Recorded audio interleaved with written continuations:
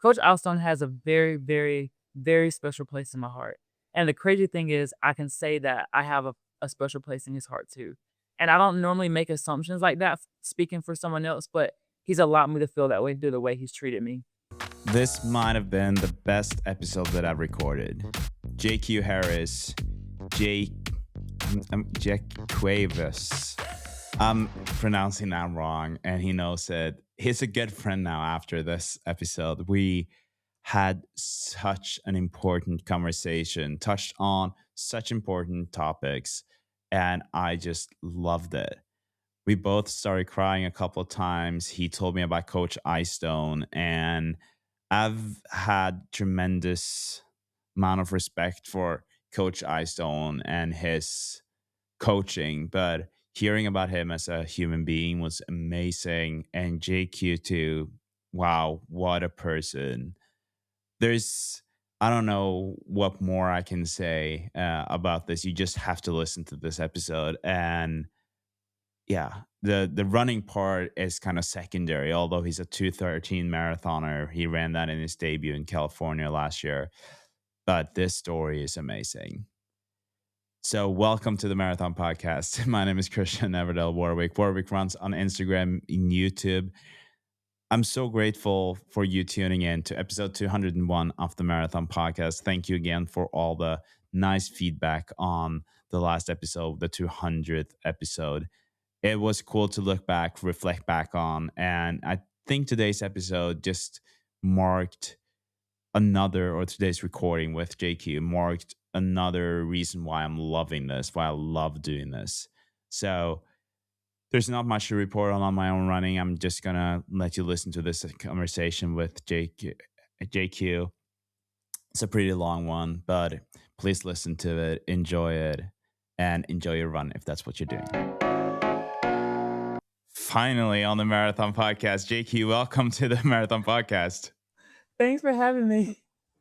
I'm so excited to chat with you. I feel like, I first kind of like, I saw you for the first time on social media when you ran your first marathon, which was super impressive. And I've been following you ever since. And I love your social media presence and your running journey. And I've also been watching some of your content and your story, and it's also fascinating to me. Thank you so much. I love it. It's so fun getting to share our journeys with each other. Yeah, I want you to actually start like by sharing a little bit of your story and your journey, because there are obviously a lot of things to address and to talk about, but I want you to start it out so we get to know you a little bit. Absolutely. So, my name is JaQuavious Harris. I'm 29 years old. I'm a professional runner for Saucony. And I primarily a long distance runner, but I love mid distance. So I'll do anything from the 800 all the way to the marathon. And I'm from South Carolina originally, but I moved out here to go to school at 16 years old. I went to BYU, and then I transferred to Salt Lake Community College because I had a better scholarship opportunity there. And then I ended up winning nationals. I think I won, well, with all the schools that I've been to, I am a 9-time national champion throughout like cross country, track, like all those things. And then I went pro 2 years ago, and I qualified for Olympic trials. Now I'm just trying to make an Olympic team. And so, yeah, my hobbies, I love like running for sure, but I'm also big into like room decor, content creation, mental health, fashion, and I'm also a bit introverted. People probably wouldn't believe it if I told you, but I love like reading. I love getting in my hammock doing like word searches. Pretty much, I'm a homebody as well as I am adventurous. I love that. I think it's really interesting. Maybe we should talk a little bit about that first, because it's so easy. And I think you're right about that, that a lot of people would not, if they're following you on social media, they would never think that you were an introvert. And I can totally relate to that, where I'm very outgoing, but love being by myself and just being at home and not have to socialize. Oh, And do you feel like that's difficult because people always take you for a person who's like super social and just want to be social all the time? it's so true. Like I cannot. expressed it to you enough. I'm so glad it's refreshing that you relate to me on this because I feel like a lot of people don't. You're either extroverted or you're introverted. Um, it is very difficult because I'm the kind of guy who gets all the I get invited to all the parties. I get invited to like all the clubs, like all the things. And that's when my introverted side comes out because as a professional runner, I can't be going out late, you know. Um Sometimes I'll admit I am a people pleaser, especially for my friends. And because a lot of people know who I am, especially as a gay guy, a lot of the straight guys would come up to me and they're like, "You must be friends with all the girls because you're gay. So, hey, that girl's pretty. Can you set me up with her?" And so they will invite me out to these parties. And I'm like, oh, like, I'm very social, like, because of my career, I have to be for like press and interviews, and I'm meeting people all the time. But sometimes I feel like it's a switch that I have to prepare to turn on.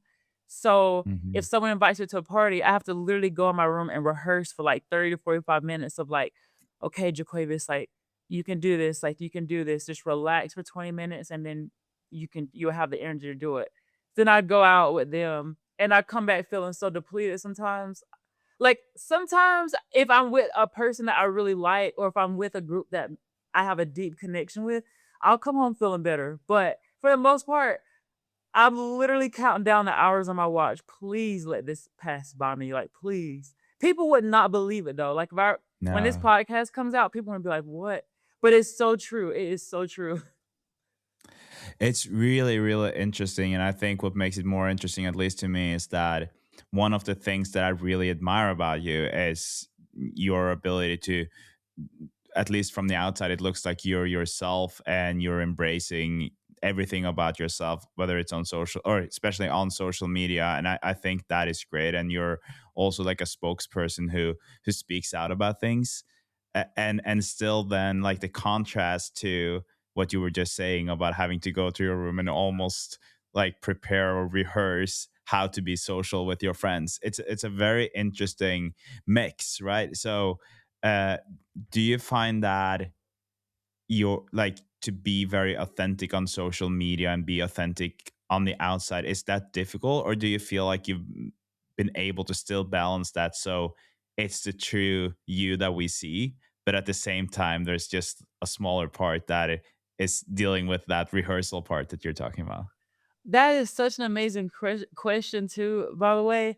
I would say I fortunately, I am very authentic on social media. So like the videos and the reels that I post out, whether it's me in the mountains talking about some it's an inspirational message on mental health or me being crazy or post about my track workouts, like that's all genuinely me. But if I'm being honest, like so I recently blew up. Well, I don't want to say blow up, but like I recently like started getting more traction on social media. Whereas before, like, it was a lot easier for me to just talk to people because I wasn't getting as much engagement on my Instagram stuff. But after, like, recently when my Instagram started getting more, like, engagement and stuff, I find this, like, desire to post more consistently, like, every day. And now that but it's weird because it's like, even though I am being authentically myself on, like, my camera when I record on my phone, um I find it hard to transition between the 2, even though I'm being Yeah. myself. For example, if I'm out at a party and I'm being super social, it's like a completely different world talking to, like, a ton of people in the room than when you're on a camera in the mountains or in your room by yourself. And so it's like if I'm out socializing, it's hard for me to, like it's like I have ADHD in front of a camera. It's like I'm being myself, but I have to actually it's harder. Or vice versa. If I'm spending my whole day recording reels on my phone and then I get this invite from a friend, "Hey, come out to this party." It's like I have to like it's like I get nervous and shy and I have to like go into it for like 20, 30 minutes and I can finally feel like myself. Like I'm being real, but it's like the transitions I'm new Yeah. at it and I'm trying to figure it out. This is super interesting. I was actually talking about that. So I just published today actually episode 200 of the Marathon Podcast. So I made like a bit of a recap of the whole journey of the podcast. And I was also talking a little bit about how, when you have 3 episodes a week, there will be some recordings or some days where you don't have the same energy, right? Like you will, maybe there's some stress in your life or things happening. And then I was trying to address the fact that to a lot of people it might seem like I'm always happy, that things are always good, and because obviously it would be a bad podcast if I was sitting here and I was in a bad mood right now talking to you. But then I was trying to paint a picture of, so it's not like me smiling if I have a bad day. It's not that that is fake. It's more that it's a smaller part of my brain that is happy that day. So I'm just using that very small part of it. And I might have to work a little bit harder to use that small part. But on the days where I'm super happy, anyways, like today, I'm having a good day. So then obviously it's very easy to be smiley here. I don't really have to work to get that out. So it's like, it's not fake. It's just a smaller part of me that is being used, if that makes sense. Oh, that is honestly, I feel the exact same way, and I'm also fortunate that, like, one of the days you're having a good day is the day that I get to have be on this podcast with you. I'm like, "Oh my gosh," because I can tell, like, you have a really good energy. I'm like, "Dang, I wish I was in Norway. We can hang out." Thank you. Yeah, you should come over and then we can hang out. I would love that so much. Maybe I can even find a uh, race out there or something. yeah, you should. It shouldn't be too hard. We do have some races, and we have some pretty decent runners here too. So Yeah, Jakob Ingebrigtsen. yeah. So you also mentioned your content creation, Mhm. and this is months ago, but I was watching some of your YouTube videos where you were, especially this one video where you were sharing your whole story. From from early on in your life, and to the coach that you're coached by, and how important that is. Will you just give us a little bit of if you take that video as the kind of the foundation for your story? Can you take us through that? Because I thought it was such a beautiful story. Thank you so much. That story meant a lot to me. Um, and so yeah, I never really growing up, I wasn't really into sports. Like all my siblings were, and my family were big into sports. Both my parents were runners. They didn't really say anything about it until I started running. So what a surprise! But I pretty much was that kid. I was bullied a lot in school. Like I didn't really have many friends. I didn't really know how to socialize because my parents didn't really let me out of the house that much because we grew up in a dangerous area. So it was very imperative that I stay in the house, and so my typical routine as a kid was go to school, not get in trouble, be a good kid, come home, watch TV, eat a lot of food, and then do my homework, and then pretty much talk to my family and go to bed. I had like one childhood friend that my parents trusted me to hang with, but he also couldn't hang out a lot because his parents were strict. So we would hang out once every 3 weeks. So for the most part, I didn't really do anything, but I had a few brothers and some cousins, but none of us grew up in the same house. So when I did see them, all they wanna do is play basketball in the backyard or play video games, and I was bad. I was not good at basketball or video games. So it was not fun for me because I got beat all the time. So I remember years down the road, I was bullied so bad that I just got tired of it, but I couldn't really defend myself because these kids were older and I didn't know, like, what would've I didn't wanna get in trouble. So I remember one day I was in social studies class and there was a message on an intercom that announced all of, like, the cross country, results that some of my classmates had achieved, and I remember thinking to myself, "I wanna do cross country," like, because the only game that I win when I go against my siblings or my friends is, like, if we're playing hide and go seek or if we're racing in the yard. So I figured, "Okay, maybe I could run." I feel like I'm pretty good at it. So I remember going to the coach, finding his information, walking up to him in person, and asking him if I could join the team. And he's like, "Oh, it's not that simple. Like, you have to try out all this." I was like, "Okay, well, let me try out." Because I felt like if I could try out, then I wouldn't have to worry about, riding the bus home at this point because I would be at practice. And he looked at me dead in the face and was like, I don't think this sport is for you. And I'm like, wait, what? What do you mean? And he's like, I just don't think you're serious. I'm like, of course I'm serious. He's like, how about you come talk to me in next year if you think this is like something you still want to do. So I didn't even get a chance to try out. So lo and behold, unfortunately, I had to go back to the bus. And then that next year, I went up there and talked to him and asked him if I could run. And he looked at me. He was like, I don't know. I don't think this is your sport. And then, so that following year, I was done with the bus. I was done with the bullies. I walked up to him and was like, I'm not even gonna ask him a question. Like, I'm just gonna go to practice. I'm gonna skip the bus ride home. I snuck to practice. He couldn't let me home because he couldn't let me leave because I missed my bus and I was only 13. So he had to let me stay. I didn't have a ride home. So I decided I was gonna go to practice. I ran. It was hot. It was 97 degrees hot outside, and it was 94 degrees humidity, so it was the worst, and it was my first time ever running more than 2 miles at one time, and I just wanted to die. I drank all the water I possibly could drink, and I remember looking up in the sky questioning if this was what I wanted to do for the rest of my life, and I was like, "Absolutely not." So I was thinking of telling him, "Coach, you win. I'm never gonna do this again."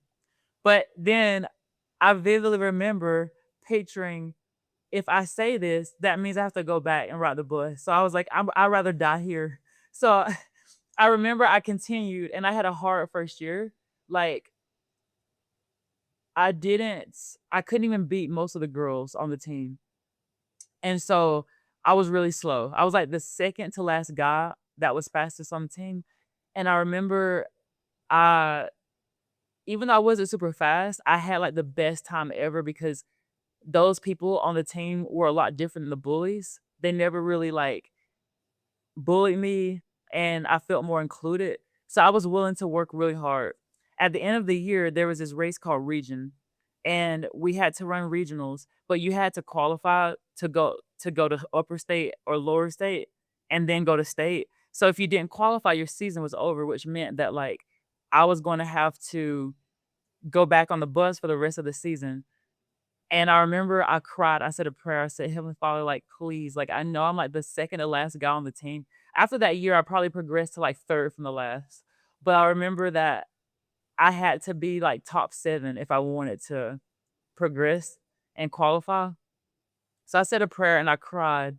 And I remember the gun went off and I started running and everyone's looking at me, including my teammates, and like, "What are you doing? Like, you're going out too fast. You're gonna die. This is not the race to do this. You're gonna bring down our team points."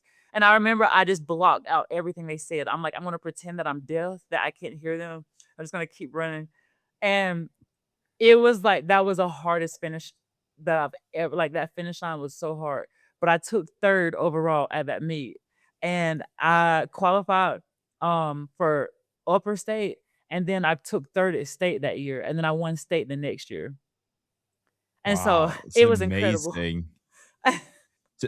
So, so how did you feel? Did you feel if you think back to that coach, ridiculous guy, by the way, like being like that and saying it's not for you, but uh, did you feel like that was kind of like in your face? I prove this to you. Did you talk to him about it at all? I like, me him telling me that, like, I can't run for a few years, I did bring it up a little bit because but I didn't bring it up until, like, my last year running for him because sometimes he would tell me, like, run faster," and I still had that resentment in my heart from not because 'cause I'm like, "If you would've let me run 2 years before this, just imagine how good I could be," you know? But I try to focus on being grateful, um, but right when I qualified for, like, upper state and then I went to state, I didn't talk to him right then just because everyone was for one, was super shocked and they lost their minds. They're like the whole focus, like, how did you qualify? Like, what are you taking? Like, and my teammates would be, they were really nice, but they were also really like frustrated because like, how did this guy just walk on the team and he took off our spot? And now we can't even go to upper state and go to state. They're taking him because I ran that race the last race that you could qualify to do that. And so all the other guys were mad because they had been beating me all year.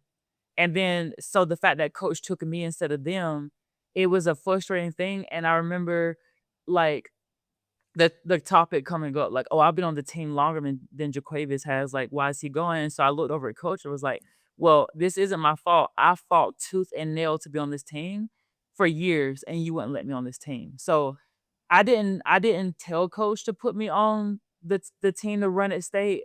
He just happened to do it. And if he wouldn't have taken me, like, maybe there would have been a discussion because I would've not been upset that the other guys could run, but I think I would have been upset that I would have had to ride the bus home again. But, like, Oh, briefly, it was briefly that I brought that up, but not very much because he made me focus so much on working and trying to get better and better each time that I just kinda put it in the back of my head and kept going. I love that focus, and I think that turning something like that into gratitude, it's it's a great thing to do. I think it says a lot about you as well, and and when watching that content and a few of your videos, it's your journey or your road to where you are today, it hasn't just been easy, right? Like it's been a lot of obstacles and things.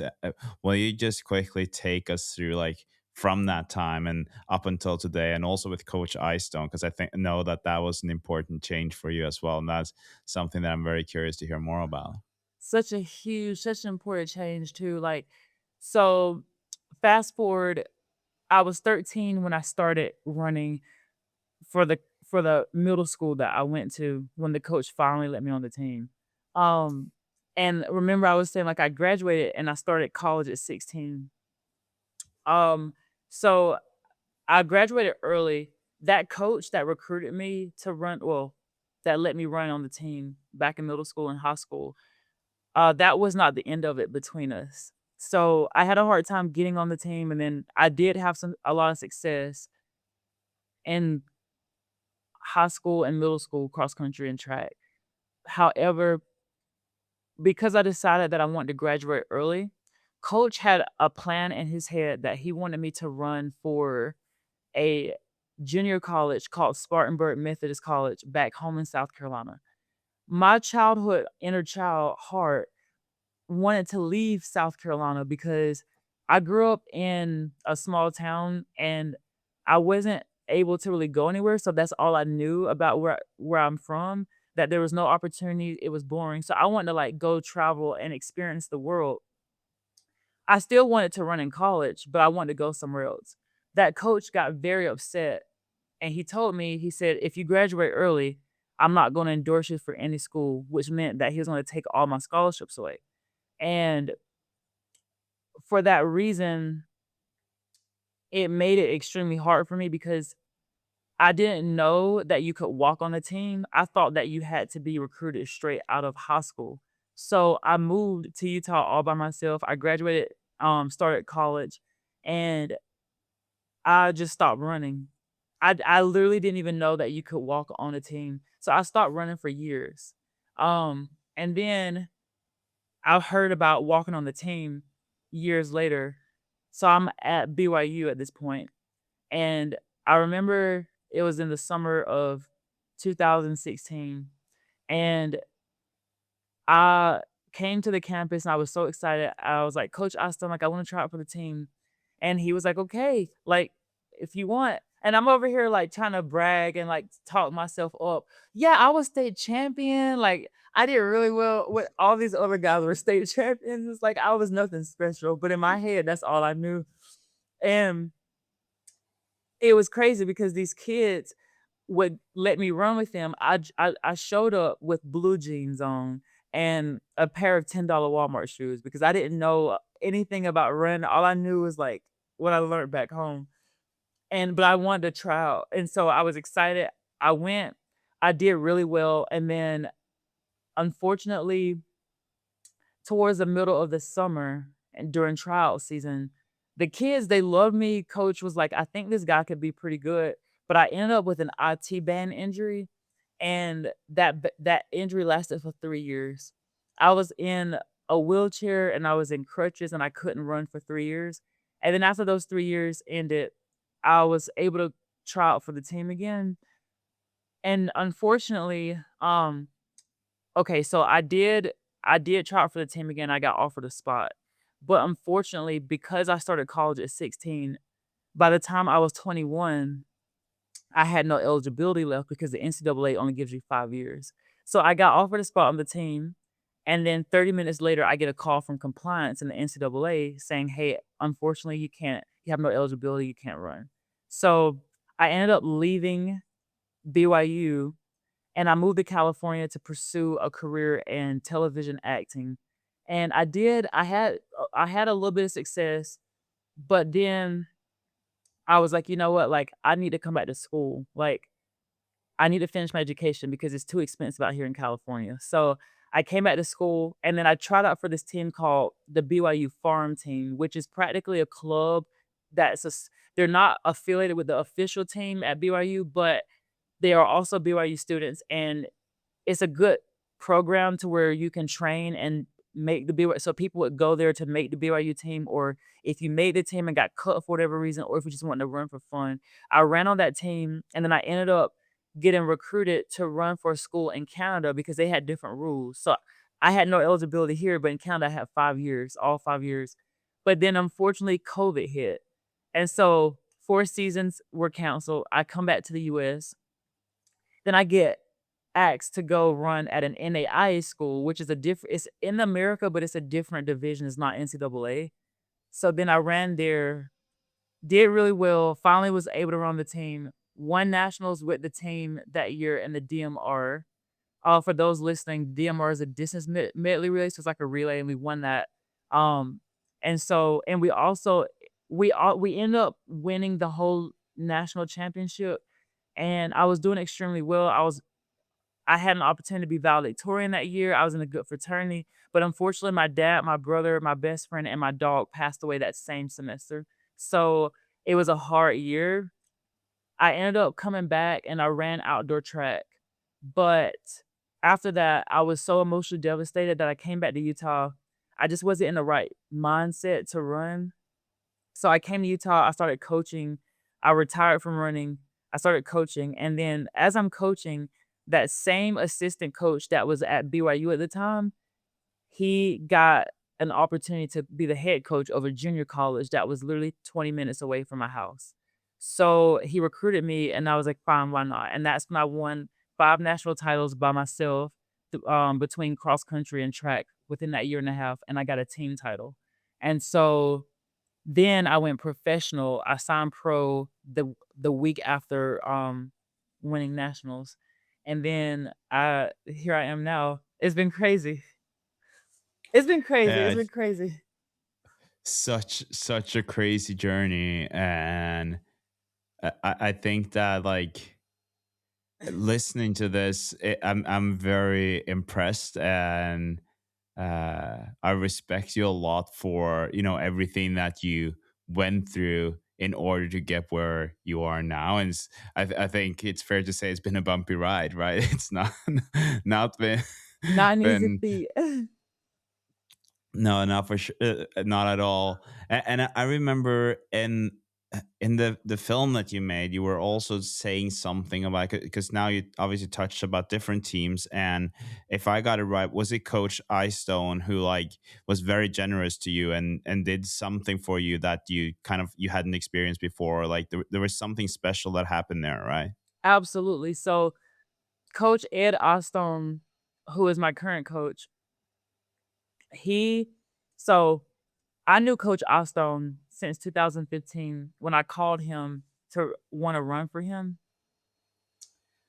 I didn't officially meet him until 2016, but that coach knew that I was far away from home. I was a little kid and I had no family here and I had like no family here. So he would often ask me, JQ, like, what's your plans for Thanksgiving?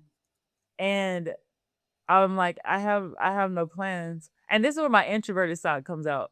I don't want to seem like a burden and I don't want to seem like I am like aggravating anyone. So I won't tell people that I don't have plans just because I don't want to crash their family's plans.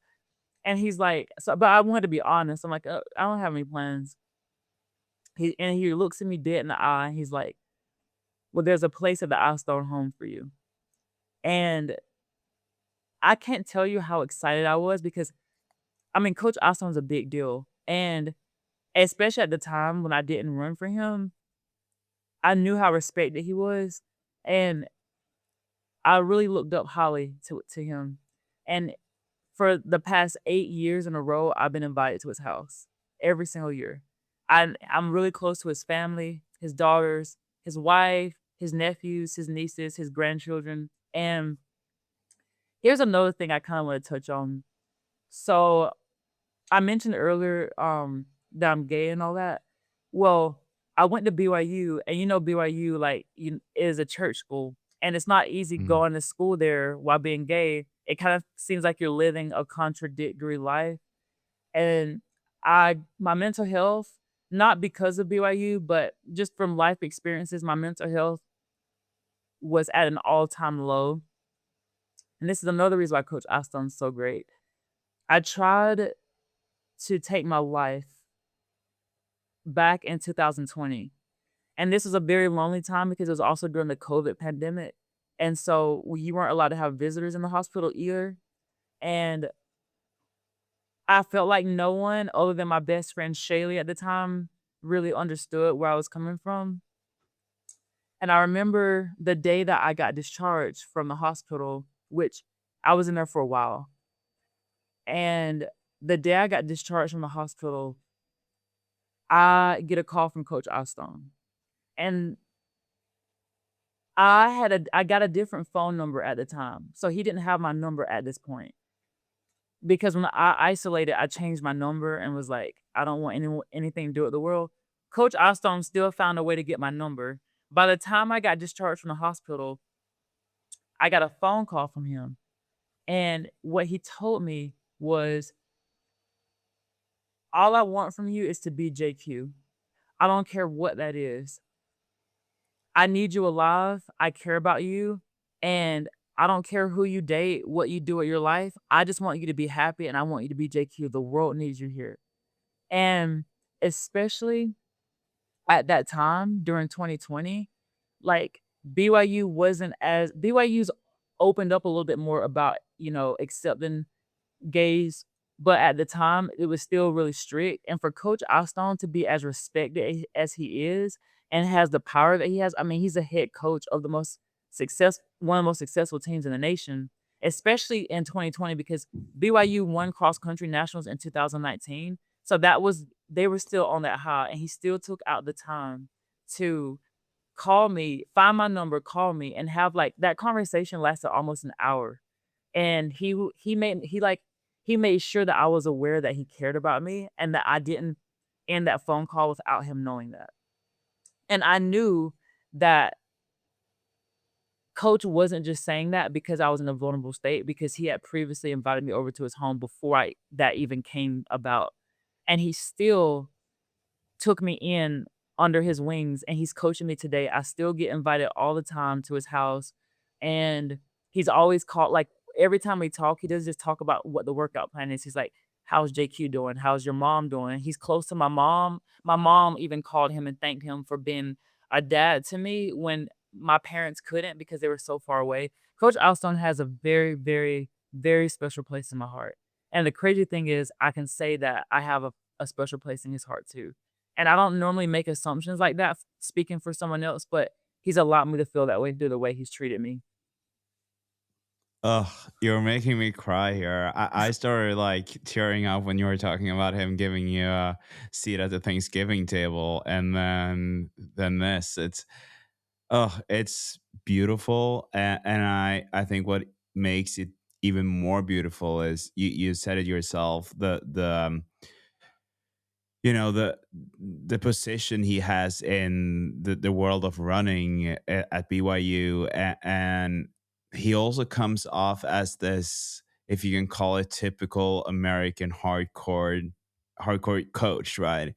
And so I think that to a lot of people, it will be a surprise hearing this because it reminds me of an American feel good movie where you have the coach who's really hard on you on the track, and then he has this big heart and he really cares about his athletes on the outside. And yeah, such I guess like a role model for any coach and for humans. And I'm glad that you touched on the like the fact that you're gay and being in a very religious school and an area. And like it's the reason I'm glad you touched on it is I think it's important to talk about, but also because it makes it easier for me to ask you questions about it. Because I think that, or I'm sure it's also in, you know, in the world of sports, it's not necessarily talked about enough.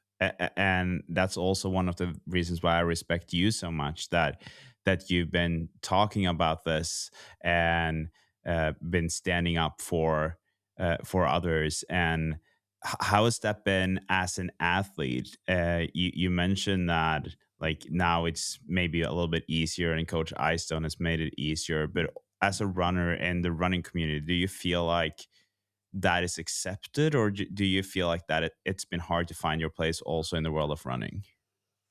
I love your questions. I wish I could interview with you, like, every single time I have an interview, because like, I need to tell people how incredible, like, I just wanna say, like, Imma try and get emotional when I say this, but I just wanna, from the bottom of my heart, just say thank you for creating, like, such a safe space and environment for me to talk about this, because I could tell you truly have a good heart, and I can tell that you care about the people that you interview, and I'm really grateful for you. I don't feel like this every interview I get. I mean, everyone's nice and stuff, but, like, you have a special way how you make people feel, and I just wanna say thank you. Um, Thank you. Absolutely. Sorry. Oh, It's a crier, this one, I for know. both of us. Um, Oh, and I that's mean good. that That is a too. good thing, I guess. It's the first time we're talking, but this is special, really special. It Yeah. really is. Like, it really is. Mm. To answer your question on that, I feel like I would say both. Like, I feel like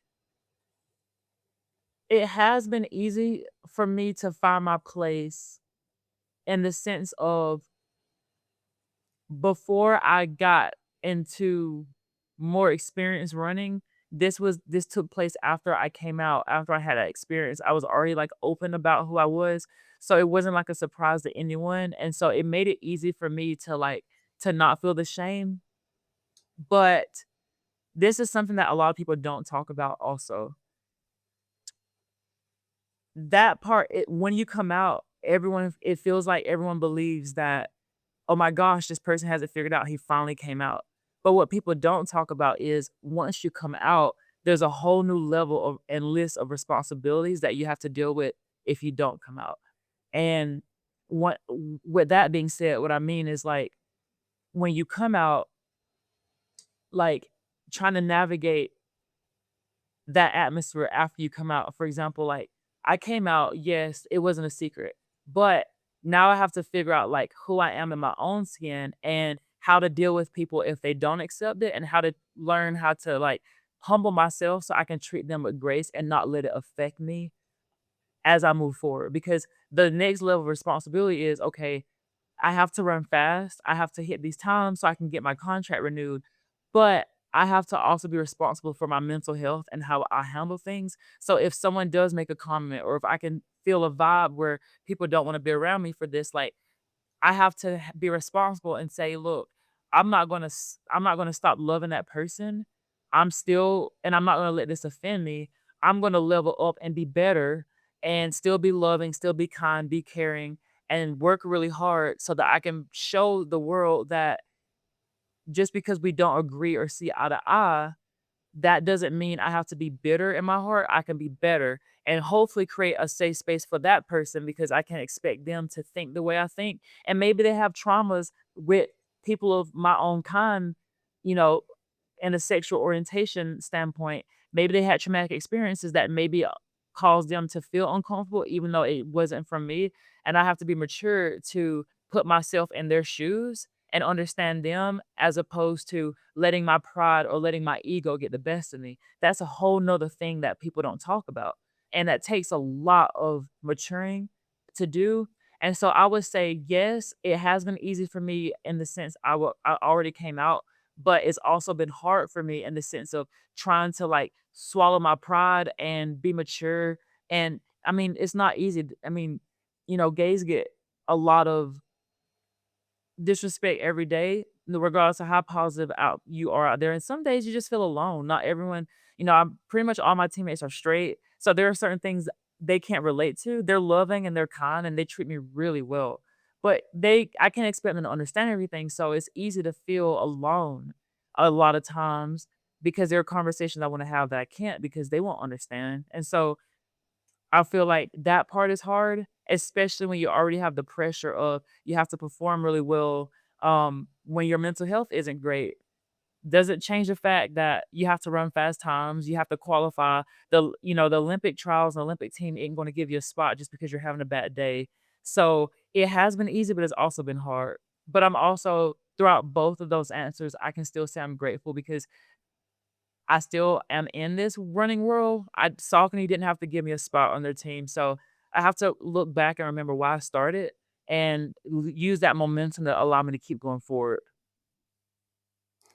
Such a good answer. And I think that uh, at least you're gaining so much respect with me by saying that, because I feel like it's easy to, you said it yourself, try to be better instead of bitter, right? Like it's easy to end up and I'm never gonna try to say that I know what it feels like, because uh always gonna be impossible for me, right? Like kind of what you were saying, that I can be understanding and accepting and I can show you care and love, but it will be impossible for me to relate to it in that way. But hearing you, because I feel like if I was in that situation and if I felt like I was treated poorly over, like, day after day and maybe daily, I just feel like it would be really hard to be mature enough to actually be graceful and gracious to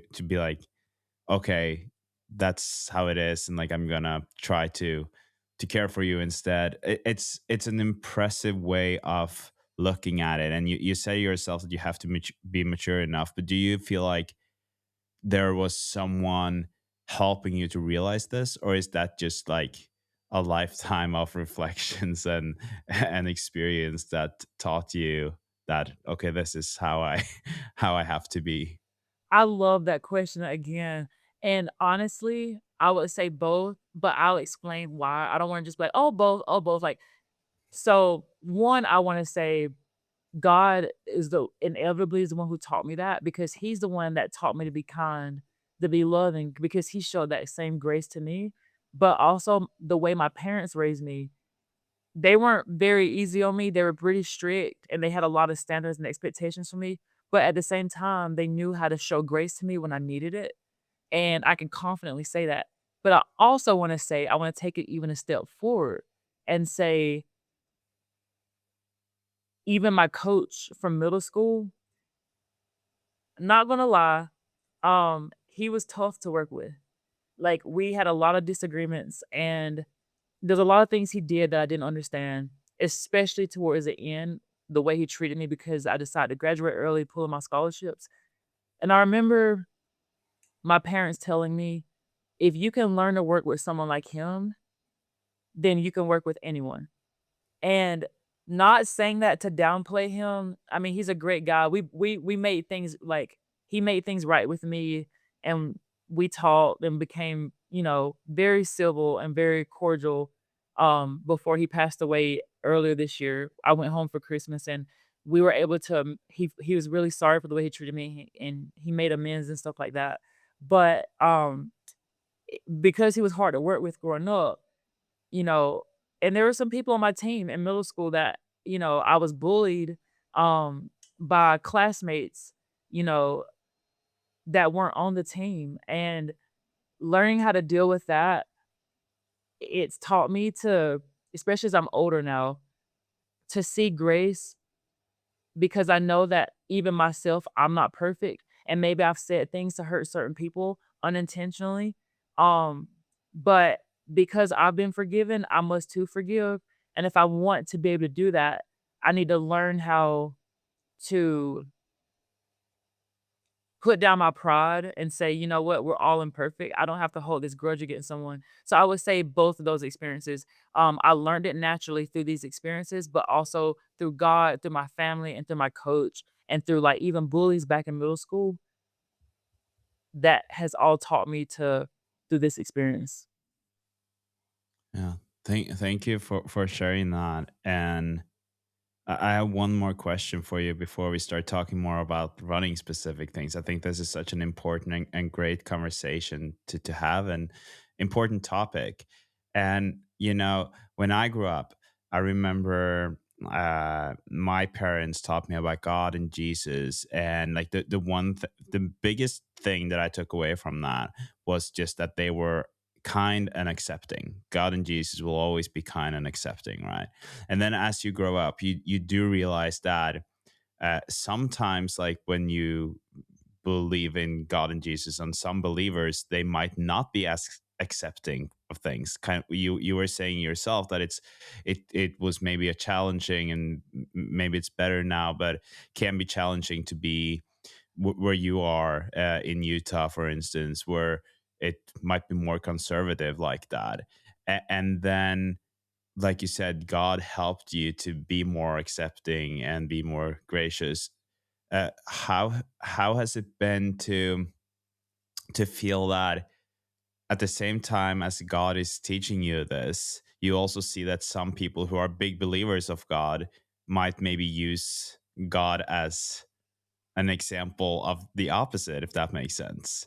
That Because to me, I'm very much on your side on uh-huh. that. Like my in my head, I'm like, if God exists, there's no one who would be more accepting than him in my eyes. I You know, agree. I absolutely agree. Wow, you're so good with your questions. My goodness, I hope you get a talk show one day because you make people feel really special and included. And I also love how like you didn't just talk to me just about running. Like this is fun getting to talk about this stuff too. Like I love talking about running too, but you like made it extra special. I would thank you. say, and that actually has happened recently.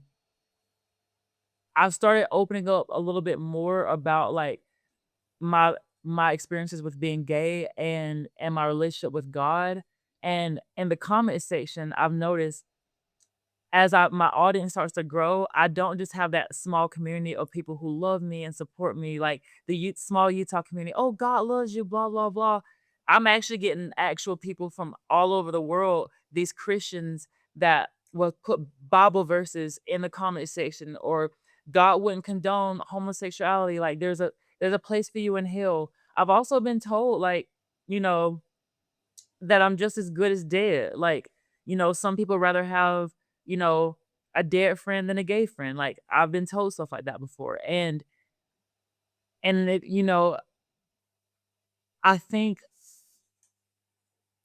I have to realize this because some people would tell me, you know, I'm not saying this because I hate you and I'm not saying this because I don't love you. I'm saying I'm saying this because this is the truth. And I'm gonna be honest, like it was hard to hear those things.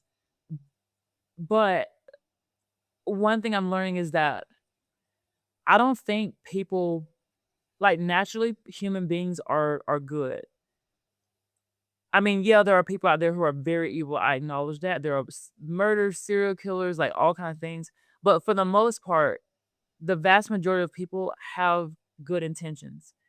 And they may come across very negatively sometimes, but one thing being gay has taught me, which I'm so grateful for because it allows me to love and understand people who may think differently than me, is as a gay person, I don't want anyone to expect me to or expect my brain to function the same way as their brain functions. Like, I don't want people to expect me to think the way they think, act the way they do, or like act the way they want me to act, or believe the way they want me to believe, because that's just not who I am. That would be discrediting our agency, which is what God inevitably gave us.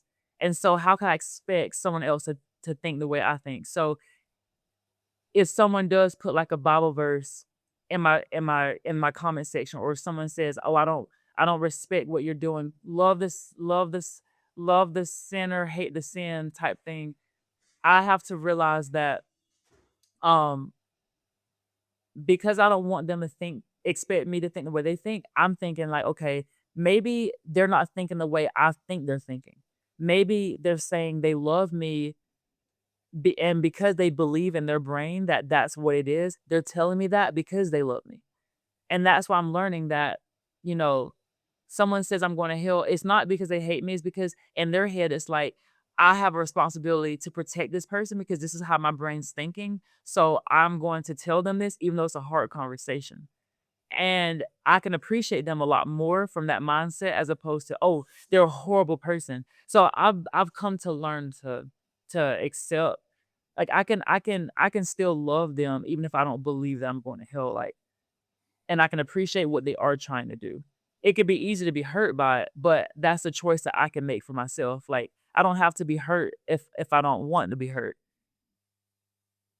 That's you're giving me credit for my questions, but your answers are beautiful. I love it, and yeah, I admire you a lot for being able to look at it that way.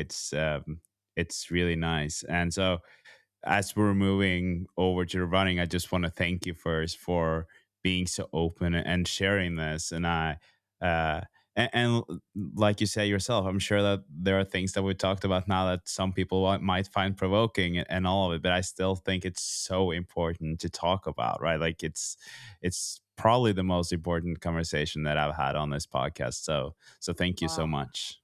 Thank you so much. Like, and because I can feel like you give me that space to bring this up, and like I can't say it about anyone. And so that says a lot about you as a person and your character too. Thank you. Wow. So it almost feels weird starting to talk about running now after this, but it is a running podcast, so we need to get to that as well. And we're probably gonna go a bit over what I told you because now we're already 15 minutes and then we haven't touched up much on at least like recent running stuff. Um, since this is a marathon podcast, I obviously saw your first marathon being a 2:13, but it's not the only distance that you've been running. So like we're gonna talk a bit about your marathon debut, but before we do, will you say something more about um, your your results after you went pro and where you're at? You're signed by Saucony, so obviously there are a lot of stuff to touch on here too. Absolutely. So I ever since I went pro, I'll be completely honest, like my professional journey has been a lot different than my collegiate journey. I had Honestly, I can't even think of my collegiate journey being any better than what it really was. I mean, I won pretty much every single national title that I raced in. Um, and I've set 3 national records. I was paced by like all the American favorite pro runners that high schools and collegiates would dream of even getting to like breathe the same air as them. I became friends with them. Like it's been so fun. I think the only thing that I maybe didn't do that I wish I could have done was like pretty much make an Olympic team. But like everything else, I had the best coach, like Isaac Wood. I had the best team. I literally had the best culture, and like our team was literally number 1 in the nation, guys and girls, and to win national titles individually and a team title, men and women, like no one could ask for anything better. And and the culture, it wasn't just an act. Like we were actually that happy outside of like what the media portrayed us as. Like that was us. But as a pro, oh, so I've been pro for 2 years now, going on my 3rd year. Both of my years as a pro, I've been injured for 6 months each year. First year I went pro. Okay. So my first week being pro was weird. So I had my first pro race the same week that I had national championships. And what a lot of people don't know is that the junior college is different than the NCAA. So in cross country, we have cross country nationals and we have half marathon nationals 3 days after that. The NCAA just does their what 8K, 10K, and they're done. We have an 8K to run, and then we have a half marathon to run 3 days after that. So I won the 8K that Saturday.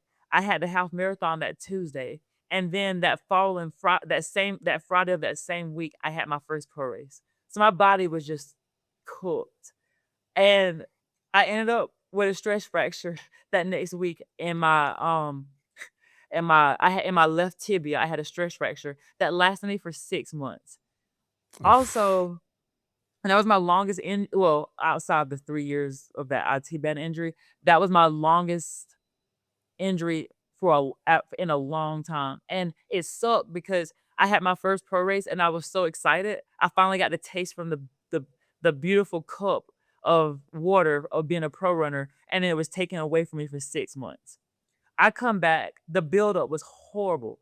Like, it took me a while to get back in shape, and I got destroyed in, like, pretty much every race I ran, and then I won a half marathon a month before, um, racing the California National Marathon where I qualified for the trials. So I only had one good race before that race, and I was so nervous because my contract only lasted so when Saucony signed me first year, my contract was only for 1 year.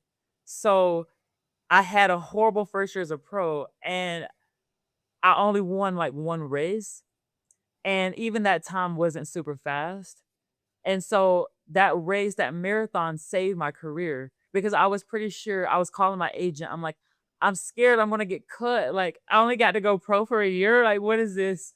So he told me a few weeks before, he's like, or a few months before, he's like, "I think you should do the marathon." I'm like, "Absolutely not. I am not doing this. Like, you must be drunk if you think I'm doing a marathon. I'm a 1,500-meter runner. I am not doing a marathon." And my coach at the time, Coach Wood, he said, "If your agent tells you something, you do it. We're training for the marathon." So I trained with Coach Wood. He moves to California because he gets a chance to coach D1. So I end up switching to Coach Eyestone, which Coach Wood was an amazing coach. Still to this day, amazing coach. I can never talk bad about him. Like I love him to death. I switched under Coach Eyestone because co- I want I wanted a coach that like I was local, and if I'm training with Connor Mance, the American record holder, and Clayton Young, like all these Olympians, like why would pass that up? So I switched to Coach Eyestone. I wanted to be pushed. I wanted to so I'm like, because my contract is coming to an end, I need to make a big move. And training with these guys, I want to make a big move. And that's exactly what happened. Got my butt kicked for those 3 months, and I ran a fast time at the marathon. And then my agent called me. He's like, "Yeah, I think you're pretty much set for next year. Don't worry about it." I was like, "Yes, yes." Okay, had an amazing race. What happens? 3 weeks later, I have an Achilles injury. Little do I know it's gonna last me for 6 months. So I'm actually like last year, I'm racing my first race this weekend, and I don't even know what shape I'm in. So I feel like I need to do something amazing this year again. So yeah, my pro years has not been easy. It's like like the running gods were good to me in college, and then I think they decided to take a lunch break during my pro shift. So I'm hoping and praying that they clock back in from their lunch break pretty soon. Hopefully they will. But I would also say that although you've been unlucky like that, you gotten away. Like you now have some pretty good results to look back at in that marathon. And before we like in a second, we're gonna talk about that marathon specifically. But you said it yourself, like I'm a 1,500-meter runner, I'm not going to do a marathon. And so you obviously have a very fast 1,500 PR. And then if people today were saying that, oh, Jakob Ingebrigtsen in a few months is going to start running marathons, I'm sure people would have expectations, but they also would be like, why? Like that is so far from what he's running today, although he's running the 5K as well. But for you making that transition and uh, obviously your agent saying that you should run a marathon, like it doesn't come out of nowhere. So was it always a plan to move or switch to the marathon eventually, or was it just random that that ended up happening? Very random. I never thought that I would do it. Like I did not want to do like I was like, I'm not doing a marathon. Like absolutely not. I mean, those long runs, try running a long run with Connor Mance and Clayton Young every single Yeah, week. how do you do that? How do you do that? I pray and I cry. Okay, I maybe not actual tears, but internally for sure. Metaphorically for sure. Like I also have to say I'm really grateful because like Connor and Clayton are like some of the nicest guys ever and they're really fast. And so it's a great opportunity to get better. I don't want to be complacent, but I would be lying if I said it wasn't hard. I'm getting there. I'm starting to close the gap slowly but surely. But Coach Eyestone, he gives us pickups. So we'll do like a 25-mile long run and then um at mile 19 um he'll give us like a 4-mile pickup. So from mile 19 through 23, we're running like after running 5-minute pace for 19 miles, we go straight into a pickup and we're running 450s, 440s, and even 430s. And then we do a 2-mile cool down up to mile 25. It it's hard, it's hard, and these guys are fast, and these guys don't always wear super shoes in these pickups either. It's like all trainers, maybe super Yeah. trainers if you're lucky, and so it's hard, and so when I found out that I had to do the marathon, I was like, "Have I not suffered enough in these long runs?" And now this is the race that's like that I have to run that's gonna give me a contract next year, like, this is a risk that I don't know if I wanna take. But at the obviously, we're at the end of the year, so there's no track races. Like, there's no more track races because track's in the spring, spring, summer. So I had to do the marathon. And so I had 3 months to build and train for it. It was hard. It was hard. And even now, there are times where I question, I'm like, I don't even know if I'm a marathoner. I think I'm a 1,500-meter runner who happens to race the marathon. Like, because we we do track workouts in our marathon build, and every time I'm on the track, I'm up there with Connor and Clayton, like, and I feel fine. But put me on the roads during a marathon workout, I'm seeing stars before the constellation could even tell me what's up. I guess people seeing that 213 debut, though, they would argue that maybe there's a lot of marathon in this guy as well. So I want to hear more about your training as well, leading up to this marathon. So if we start, maybe start a few months then before the marathon, it almost sounds like you were already doing a lot of the marathon training with these long runs. So although you were not specifically training for the marathon, you still had a background as a long run weekly long run thing that made you, I guess you had a good starting point when you started training for your first marathon. I did because even when I was in college, and even though I wasn't like, you know, when I wasn't, especially during track season, when I wasn't focused on the marathon, I had told Coach Wood, my college coach at the time, that because he does interviews with everyone before the season starts. And he asked me like, "Okay, tell me how you thrive in running. Like, what's something that I need to know?" And I knew from the start that I thrive more off of high volume. So high mileage, I was running 100 to 115 miles a week when I was in college. And I mean, now people do that there's quite a few people who do that, but back then that wasn't really heard of unless you're like Carmans or like, these a lot of the NCAA champions would run high mileage, but for the most part, your typical athlete would do like what 70, 80 miles a week. Some would even go 60. But I just I used to so Connor Mance and I have been really good friends since 2019. It was the year that I got offered a spot on the team and had got cut due to eligibility, but we had stayed pretty close since. And I would look at Strava and look at what he would do when I wasn't on the team, and I would try to do what he would do. Sometimes I see he runs 100, and he doesn't even know this, but he probably will know. But I see he ran 100 miles a week. I'm like, okay, I'm doing 100 miles a week. I see he went 14 and did a six. I'm gonna do a 14 to the six. And within like 2 months, my 5K PR went down almost 2 minutes. And so I In knew 2 months. mhm. I went from, like a 16-minute 5K to a 14:26 5K. And Oh, that 60 I wow. was like a 16:23 to a 14:26. So, literally, basically 2 minutes. Um, and then I was like, "I'm gonna keep this up." So then I joined the Salt Lake Community College team, and then, I'm like, "Okay." I'm like, "Coach Wood, I need high volume." So even though I was like a 1,500 guy, maybe even 5K if I'm stretching it out, I've never done the 10K in college. I still that long distance gave me the speed I needed in the 15, because I was able to hold on. So I'm like, I'm running longer distances, holding pace. I should be able to do this for 3 laps. And so even though I went into CIM not really experiencing a marathon like that, and scared as can be, I just trusted my workouts and trusted that I already had a base of high volume, and I knew through being in front of 1,500 that I could close really well.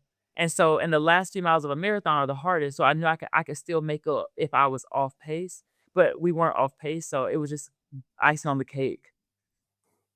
It's really easy actually to understand uh, why you have such a potential in the marathon distance when you talk about your training that you've done previously, and we haven't even talked about the marathon training. So if we were to talk about, I'm obviously super curious about the training of you guys and Coach Eyestone and the marathon training, and I don't think there's any secret that it might be a bit of a harder, more hardcore training than what a lot of people do. At least it looks like it from the outside, right? So I'm curious, during this marathon block that you did, what would a typical or a normal week look like for you guys? Okay, so these weeks, I'm not even gonna lie and sound dramatic, but I'll just be completely honest. They're they're pretty tough, like, they're tiring. Okay, so typical week. If we're speaking like regular week, you know, we'll do 3 workouts a week, Tuesday, Thursday, Saturday. Tuesdays and Thursdays are our workout weeks, specifically workout weeks. We'll do a workout on the track one of those days, and then we'll do a workout on the road the other day. So we'll do speed for track, distance for the road. That way we have a combination of speed and distance. Saturday workouts. Saturdays are our long runs, but we do like the pickups, like 3, 4 mile pickups in the long runs. And then we do weights, strength and conditioning twice a week, which is Tuesdays and Thursdays. So after the workout, we'll go and do strength training after that, for like 45 minutes to an hour. And then after that, we'll do a sauna session for like 30 to 30 minutes. Um, and then we'll go eat, try to sleep, and then we'll double in the evenings. Mileage wise, we run on an easy week. We run from 110, I mean, 100 miles to like, now I would say we run easy miles or like 110 to like 115. Peak weeks, we do pretty much what I said, but the difference with peak weeks are we are go up to 130 miles a week. But the thing is, our group doesn't run on Sundays, so we have to do that in 6 days. Um, it's because the LDS church pretty much says like don't really work on Sundays, and that's worked for us. Sometimes some of us, if we want to, we'll run on Sundays, but we'll treat it as like a recreational fun run. We won't add any pressure to pace or none of that.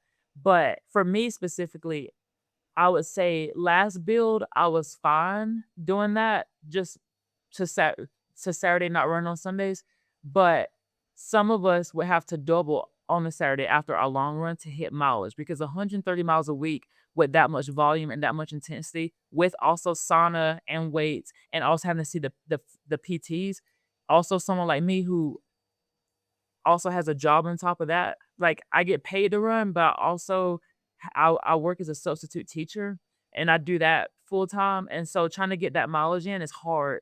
And so sometimes I would run on the first training block for CIM, last year's marathon, I was successfully ran. I only did 1 run on a Sunday, and that's because I had, like, a family emergency on that Saturday. But other than that, I ran 6 days a week.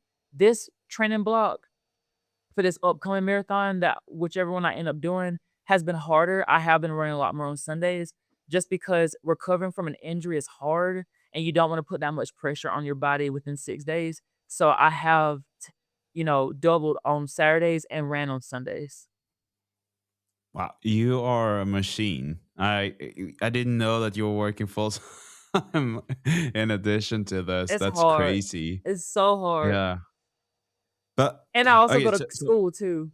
I'm in school full time. oh wow. I don't understand where you find the time, the capacity.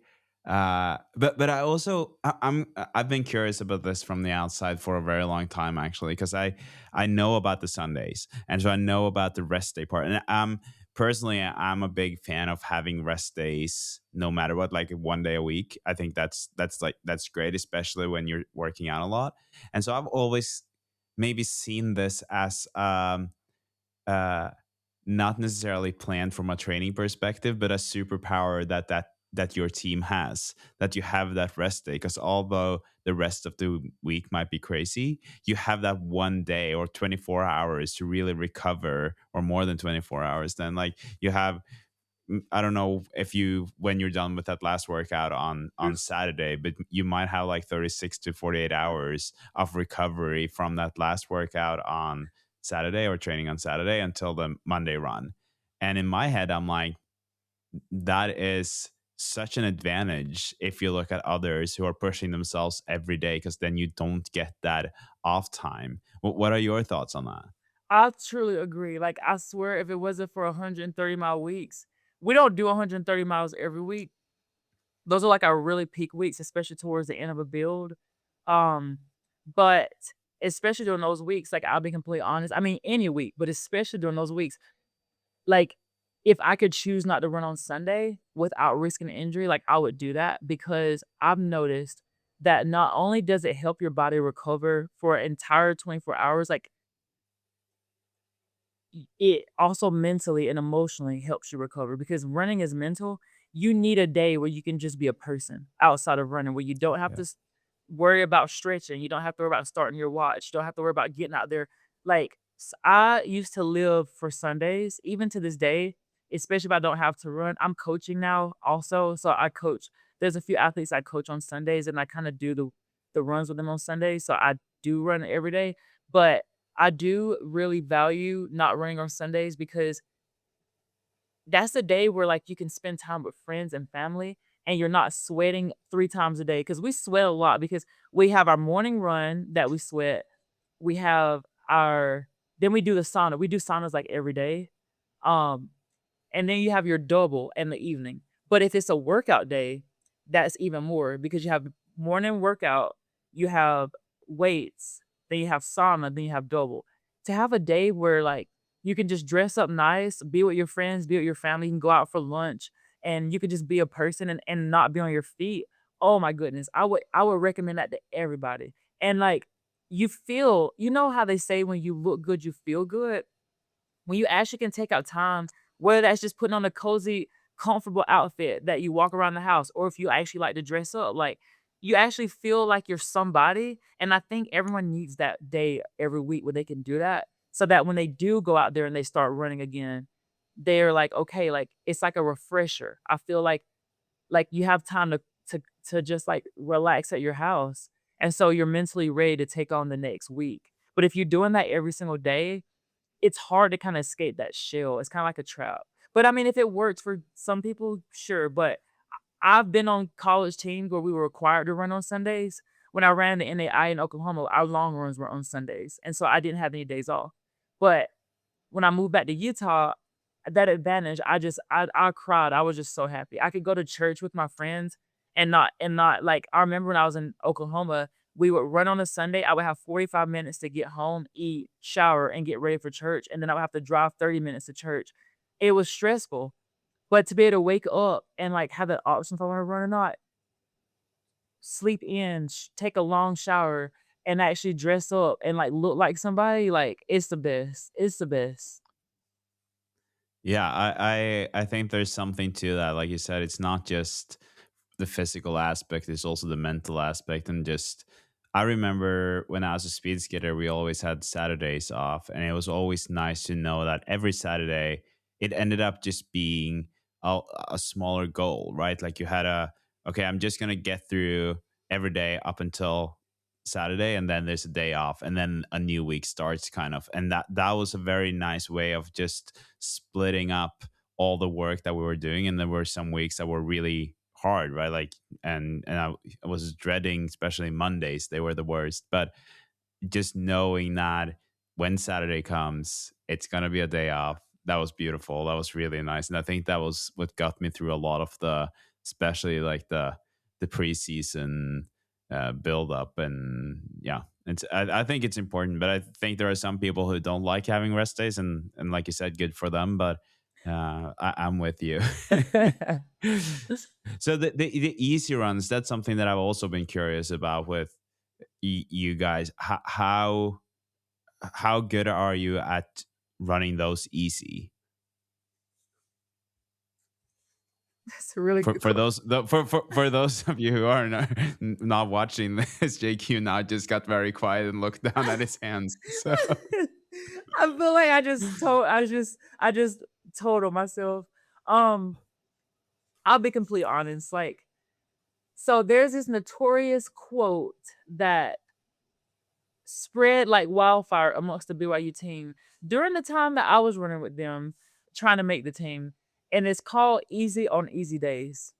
And I think it was taught to us because a lot of us tend to not go easy on easy days, even to this day, because we have this pressure of like, I want to go fast, I want to hammer it. Like, because in our brains, that's all we do is like we're pressured to running fast. And so, even on easy days, some of us, I don't know. I don't know if it's a psychological thing. I wasn't as good at doing that in college. So I would go on, I run because I ran so much in college. I would run like 10 miles in the morning and I would double 12, 13 miles at like a 6:15, 6:20 pace at altitude 4,800 feet of elevation. And it worked because for me, how volume, how intensity helped me to race better, especially during the taper. But I'm gonna be completely honest now. Ever since joining the pro group, I will take my easy days easy. Because I know at workouts, those workouts can be so tough some days that I will get whatever fix I need out in the workout. So yeah, I used to there used to be this negative connotation behind, if you running your easy miles at a sub 7-minute pace, then you're doing it wrong. And I don't think that's the case. Cause I mean, if you're running like a fast marathon, then your recovery is a lot easier. If you're running 6-minute miles, I that's what I've always done. But now, I'm not afraid to go 7:10, 7:15, even 7:20s. Um, because I know I'm gonna run fast during the workouts and the long runs. And right now, health is wealth. Like, yeah, we prioritize our health more than anything else. Like, staying healthy is hard as a pro. As college runners, it's easier to stay healthy, but it's hard to run fast. As a pro, it's easy to run fast, but hard to stay healthy because it's easy to run fast when you're around fast people all day and you're competing against the world's fastest. You're gonna automatically go fast. But because you're pushing yourself like that, you're gonna injury is so much more at risk. And so now I would say I do a lot better with taking my easy runs easy. Um, but I didn't as well in college. But I'll be completely honest though. Easy can mean different things. Even though I'm going a slower pace, I also do some trail runs now on my easy days because we're doing hill training right now. We're doing heat training. And so I'm averaging like right now almost 2,000 feet of elevation gain a day on my easy days. wow. And so that's harder than like run. So I would say you pick your poison. You want to run fast miles or hills, but I make sure to recover a lot more, like a lot more now. What is Coach Eyestone's view on the easy runs? Is he preaching doing those easy enough so that you have quality on the harder sessions? Absolutely. I mean, Coach Eyestone will even preach easy during the workout sessions. I think it's us that take it hard. Like, if Yeah. you were to come to a workout any day and you were to watch us at practice in person and see what it's like, you will hear Coach Eyestone say more than I think the word he uses the most is easy. He's like, "Easy, easy, go easy," and he'll have to preach that to us because we'll go like last this week. We had 24 by 400s, and Coach Eyestone wanted us to start off at 65s, I think, and work our way down. It was me, Connor Mance, Clayton Young, Casey Klinger, Jared Ward, and I was leading the reps in 61s. And Coach Eyestone, sometimes if you don't listen to him, he's not mean. He won't say anything wrong. He's actually very chill, but he will purposely cut the workout and like because a lot of times he'll let us do more at the end if we want. But if we don't listen, then he won't let us do extra. And that's happened quite a few times. And so they call him Easy E for that reason.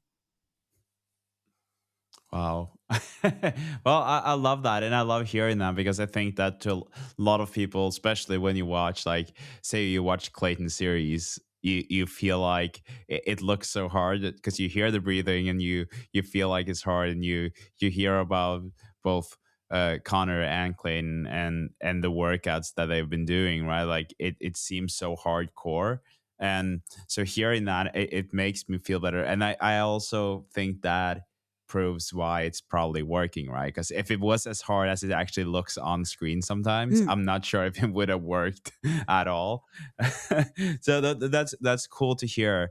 And I want us to just maybe we can quickly go through because now we're very much over time here. I'm But sorry. no, that's my fault. But the workouts like the Tuesdays and Thursdays that you described with workout and then strength training and then sauna and then another workout maybe in the afternoon. It sounds like monster days. So those workouts that you have on those days, you mentioned speed and tempo and all of that, but what specifically do they look like?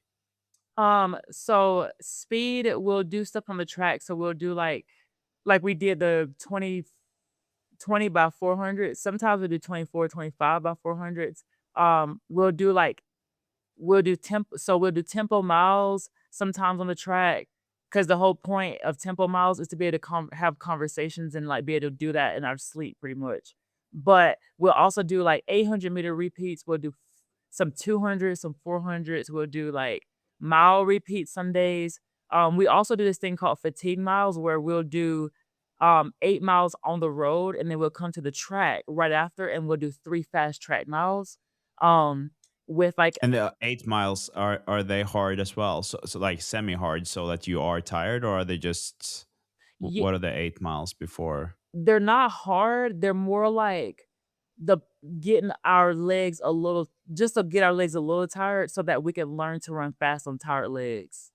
And Yeah, so, like, yeah, because you know, it'll be easier to run like, it's easy for us, so, like, our tempo miles, we start off at, like, I think from what I've experienced, start off at, like, 520s and work our way down to 5 flats for those 8 miles, and then and we can do that because our workouts are like 440 pace for the most part, so that's easy, but it's a lot easier to run 3 miles on the track, just doing those 3 miles than it is to doing 8 miles first. So coach kinda does that so that way we can close hard in races when we're tired and stuff like that. yeah. And then if we are doing like a workout that's not on the track, but it's more like we're trying to go faster, we'll do stuff like 4 by or 2 by 4 miles with like 3 minutes rest. So we'll do 4 miles straight, 3 minutes rest, and then we'll do 4 miles again. Or we'll do 3 by 3 mile. So we'll do like 3 miles, 3 minutes rest, 3 miles, 3 minutes rest, 3 miles, 3-minute rest. But also while we're doing track workouts, before we do those fast miles, um, during our warm-ups, we will do like 400-meter strides and 200-meter strides to kind of to get our legs pumped. And then after the workout, we'll do like 400-meter repeats. Like we'll do like 2 by 400 meters, but we'll do it like pretty slow. Um, like not they're not slow, but like they're not fast, just to kind of flush our legs out. Mm. Wow.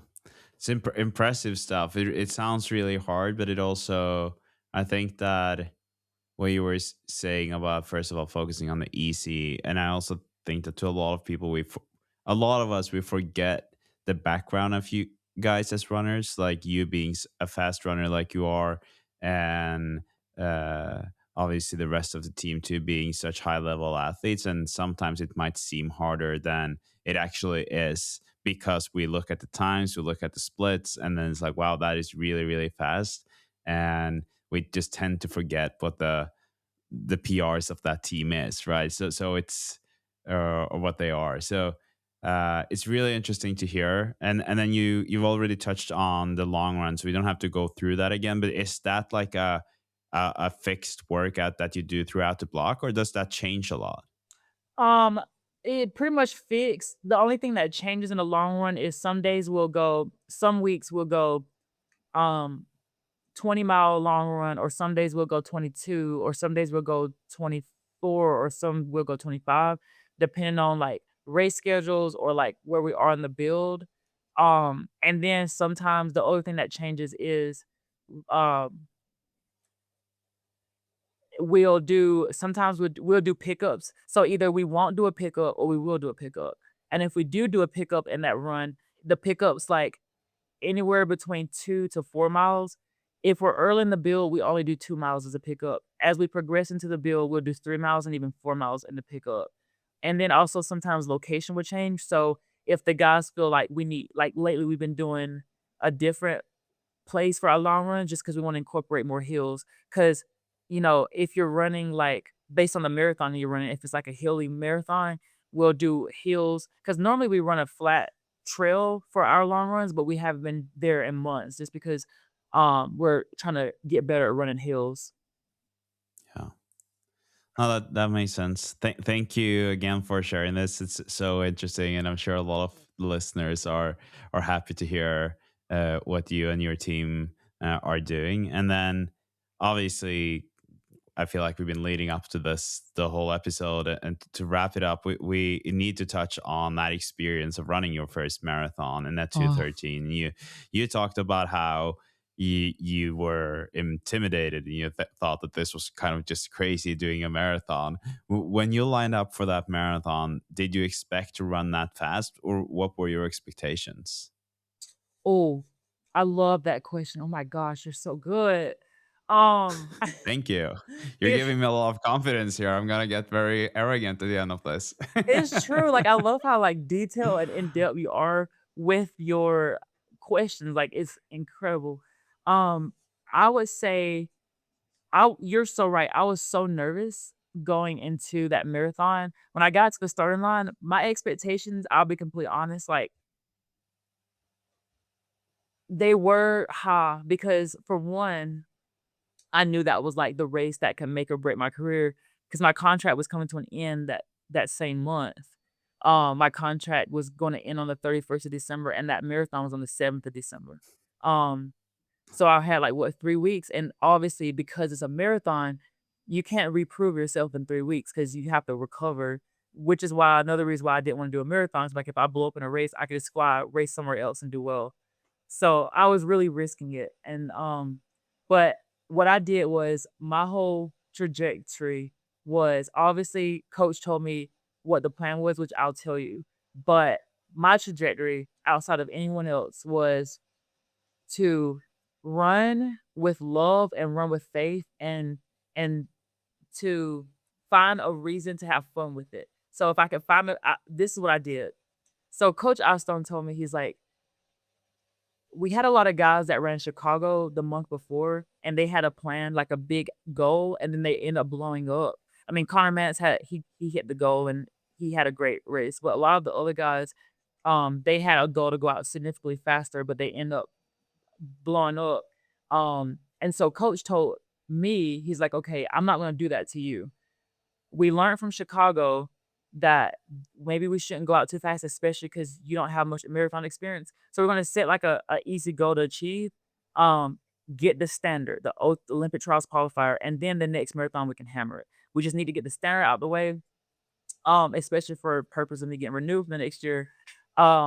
So my goal was to go anywhere from 2 hours and 12 minutes to 2 hours and 14 minutes. And so what I did was I strategically went to the tech meeting, the meeting they have the day before marathon where all the pros and stuff go to. And I raised my hand after the meeting. I'm like, hey, is there anyone that's trying to run 212 to 214 tomorrow? And I found like two or three guys that's like, yeah, we're gonna try and go for 213. And I was like, perfect, let's go for 213 together. I get to the starting line and there's 20 guys that are like, we want to go for 213 also. Because they did have a pacer. One of my good friends, Roy Linkletter, who I rode with on the bus to the starting line, he was sitting next to me. He was on a pace everyone 216 flat. But me, in my head, I'm like, I can't go 216 flat because if I go out 216 flat, which is the Olympic trials qualifying standard, and I blow up, like I get a cramp or I have to stop for whatever reason or something catastrophic happens, I can't afford any like to lose seconds. So my goal was to get and Coach Eyestone also told me this, we need a 2-minute barrier. So if something happens, you're still safe. So that's why he was like, go 212 to 214 so that you have 2 minutes of ease. So we went through the first half marathon and 212 pace, but then it was also hilly. So our legs were cooked, but um we kept pace. That pack of 20 guys I was with was incredible, like, absolutely incredible, like, we stayed on pace, we're actually talking in the marathon, we're like, "Hey, we got this," and we're actually sharing our running stories because I'm like, if we're gonna be in a race that's over 2 hours long, I wanna love this group I'm running with, I want it to be fun, and so, yeah, that was, like, our trajectory, and we executed it really well, and I felt like a jog, the 213 wasn't that hard, so, then I crossed the finish line, and Coach Eyestone like, really happy, really proud of it, but then again, he was also like, "Oh shucks, I should have just let you go 209 or something, like, you clearly had it in you."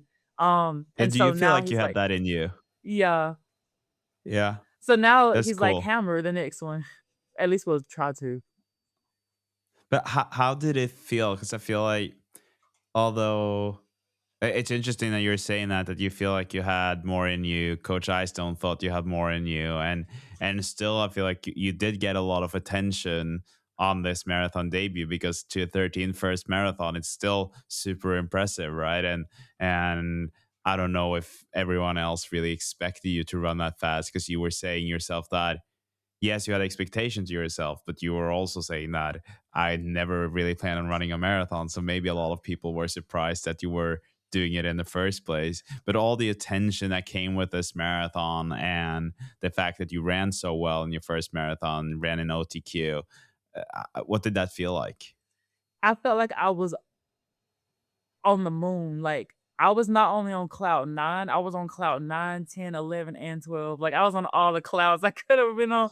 Cause like, also another thing that I think that's important that I didn't bring up is I had amazing support because, my journey, I felt alone throughout most of this, but I had a group of friends that came all the way from Utah. They drove all the way from Utah to California to watch me race, and they had signs up.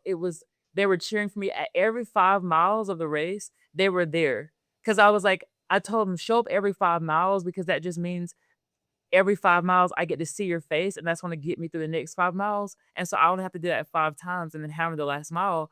They were, like, cheering me on, they even brought their dogs, the dogs like, "Woo!" They were barking for me, I was just so happy, and so I think I was just on the clouds because I was nervous. I'm like, I have all my friends driving like 16, 17 hours to come watch me race. I have to make this work. I have to pull this off.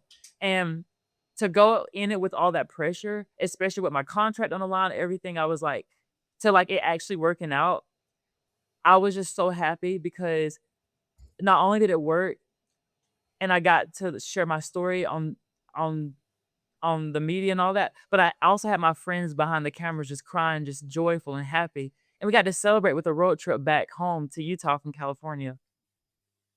It's perfect. I love that. I think it's such a cool story, and it's full of so many elements. And I think that this episode has proven that. And I can't wait to see where you're going next. I know that you have a race this weekend. It will be exciting to see how that goes. You're another half marathon. I want to thank you again, JQ, for for coming on, for sharing all of this. I'm sure it's not the last time you're on. We have to chat again. Please. And please give Coach Eyestone a big hug from me and just say thank you for being such an amazing human being. It's amazing to hear about people like that, and same goes for you. So thank you so much for guesting the podcast and sharing so much. Thank you for having me. Seriously, you're my favorite interviewer, and I've never said to anyone before. Thank you. And I'll definitely give Coach a warm hug for you. He's in Spain right now, but he'll be back next week. Awesome. Spain sounds nice. Thank you, JQ. Thank you. It's pretty beautiful when you end up having a friend after a chat. Feel like that happens quite often, but this time it was different. And just really want to say thank you to JQ for coming on, for sharing everything that he did, and for being who he is. Go give him some love, follow him on his channels, and thank you again, JQ. Really, really appreciate you. And I appreciate you listening to this, because this podcast would be nothing without you as a listener. So thank you for that. Go follow the podcast if you're not already doing that, and have a good rest of your day. Thank you. You listen to the Marathon Podcast, brought to you by Wallet Studio.